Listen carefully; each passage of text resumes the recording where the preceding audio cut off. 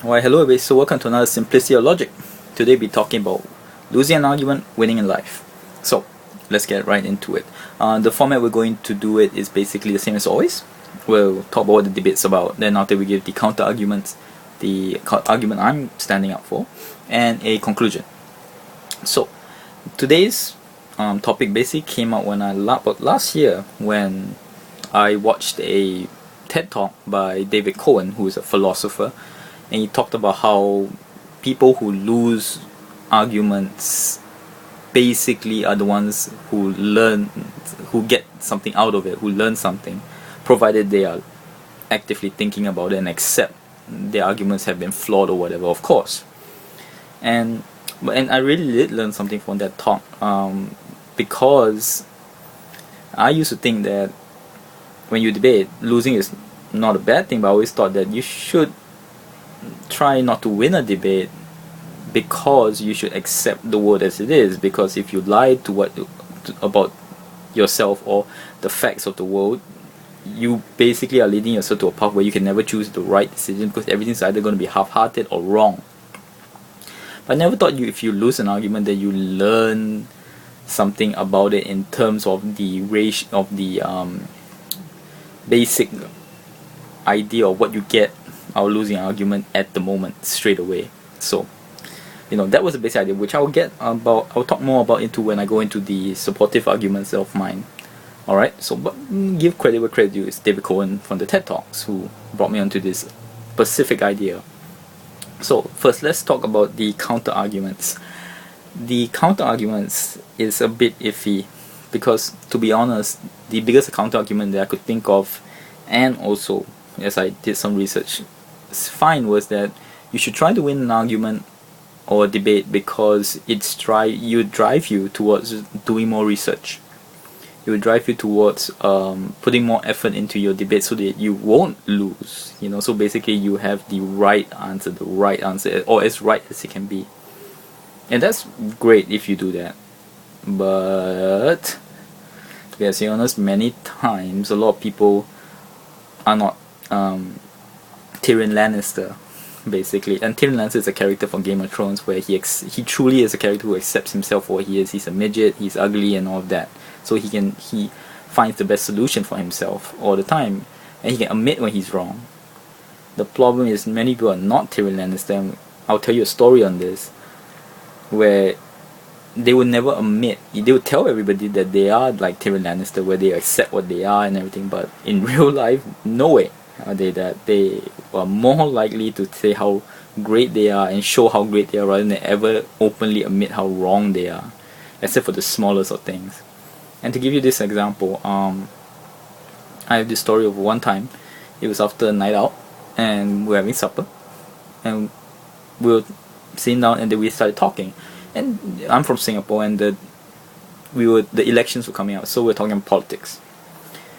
Now, on the other side of the two of us is two people who are against the current government. They're going to vote opposition, and the two of us here, which we were for the government. Alright, now, what happened was that we started debating and everything, and the other two people on the other side will give the debate points and all that. We were debating, and I started to notice, and very uncomfortably for me also, was that my debating partner was being not only rude but dismissive, meaning that the opposition people would talk and say that, I would say at this point and that point A, point B, point C. He would dismiss it and just say, okay, point A, point B, point C, I get it. But now let's talk about point D. Alright? And and when people would counter his argument, he's like, you're totally wrong, you don't know what you're talking about. And all his evidence was basically always the same thing. It was always like, I know it's true. When people say, like, example, how do you know that these people are doing this? He's like, I know for sure, look at the newspapers. And it's like, he could never provide any concrete proof. And here's the point that I link also to the point about making your research stronger and harder. When he went home, did he go home and search more materials and everything for these debates? No, there was none of that. He's basically gone home. Basically, he wasn't there to learn. He wasn't there to really find out anything other than what he knew already, which was, I'm right and that's it. Strangely is that I just put it out there that I still like the guy. It's just that, truth be told, I don't like to talking to him is basically, look, then you listen to him and that's it. You don't try to talk, debate with him or whatever, because he's never going to change his point of view. So not a bad person, but just not a person I would like to really talk very deep topics about, because he is very one-sided. But still a nice guy.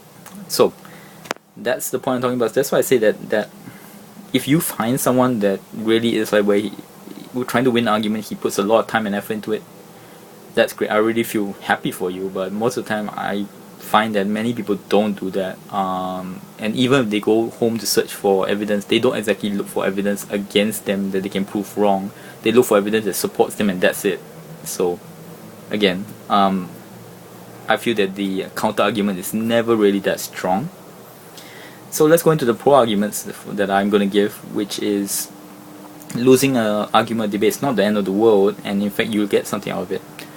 Now, to give the metaphor first, very simple. That when you're debating, alright, especially about topics like does God exist or whatever it is, alright, or even is utilitarianism the best form of morality, when you're talking back and forth, you just say you spend 2 hours talking. If after 2 hours I manage to convince you you're wrong, alright, let's say for argument's sake that the other person really too does learn something, he's like, oh my god, I was wrong about that. Here's the thing, at the end of it, after 2 hours, I learned nothing new. I come out with zero. I just reinforce my own beliefs and my own thoughts, alright, but I learned literally nothing, alright. Whereas the other person, after 2 hours, he literally has a new concept in his head. He has learned something. So in the terms of tangible ideas and everything like that, he's gained something and I didn't. I'm just exactly the same in terms of my ideas and everything. So other than having my ego stroked and all that, I gained nothing out of it. So that's the basic concept, and that's why I feel that you should always stand back from a debate and really hear. And that's why when you debate also, you should try to give as much evidence as possible, because if your evidence is shaky, trust me, certain people will tell you. And if your argument can't hold up and your evidence can't hold up, you probably have to look into your argument again, because it's probably not as good as you think it is. Alright, so, and I'll give you a story on this, to prove this point. When President Clinton had the whole Monica Lewinsky scandal, I came out quite openly when I was talking with my friends. Of course, I'm Singaporean, but I like everybody else, I was hearing a lot about it. He was presiding over America at one of the best times of its history. They were extremely rich, they had a surplus, and they were doing very well. And I really thought that him having an affair had to be impeached was not fair, because here's the thing, he's doing his job so well. What the heck, doesn't matter what he does in his private life. To a certain extent, he didn't murder anyone or such. He's a good president, he's doing his job well. Why the hell would you kick him out? So I was supportive on President Clinton to stay a president because he did his job well.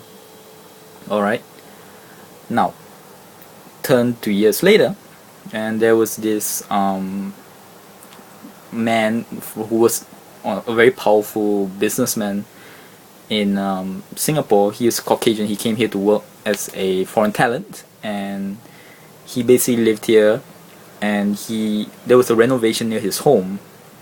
Alright, and what would happen is that the construction people did nothing wrong. They started the correct timings and everything, but the noise drew him crazy, and he came out, he started cursing at them and arguing with them and even throwing things at them, and it was all recorded, and he got fired. One of the banks here. And I came out quite openly, and again I said this time he was wrong. It was right that they fired him, because he was a disgrace. My very good friend, in fact my most important person, I think, because he actually tells me when I'm wrong, Ian Lee, my friend, he came out and he said, you're being a hypocrite. You openly supported Bill Clinton and said that what he did in his job had nothing to do with his personal life, and yet here you are, arguing that this banker should be fired because of his personal life issues. And here's the thing, I stood back and I really was very shocked. And I shook his hand and I said thank you, because, and that's the reason why I like this guy, because he would tell me when I'm wrong with good evidence. Because looking at it, there was no way to escape it. I was a hypocrite. I was hugely hypocritical on that point, and now I can stand back. When I look back on all these things, I always tell myself to avoid this situation, that I should be consistent. So next time when I do debate on these things, I think to myself, well, what did I say before? I mean, what are my beliefs, or what are my arguments for this? Let's keep consistent. So I really gained something there. I really thank him to this day, that because I was being a huge hypocrite about it. I had my biases, and I didn't really get to see it front and center until he told me, and then it all came so clear. Rather than if someone was talking behind your back calling you a hypocrite, then I learned nothing and nobody learns, and everybody starts having this bad karma in a way. Instead, now I'm a better person from it. So in conclusion, next time you debate, don't try to win. Don't try to be that egotistic guy or that one-sided guy. If really try to debate, I'm not telling you to give up your beliefs, but really try to learn if the person. And here's a simple thing that I learned from university is, I studied philosophy, history and all that. That way, the best way to debate is when someone says point A, point B, point C. If something is correct, or in your view correct, admit it. Like example, I grant you point A. Point A is a very good example. Alright? I accept that, but and then work from there. You see, by truly accepting what's good in that person's argument, you actually learn something, instead of being dismissive just because you want to be right. So in conclusion, lose an argument but win in life. I learned something from it.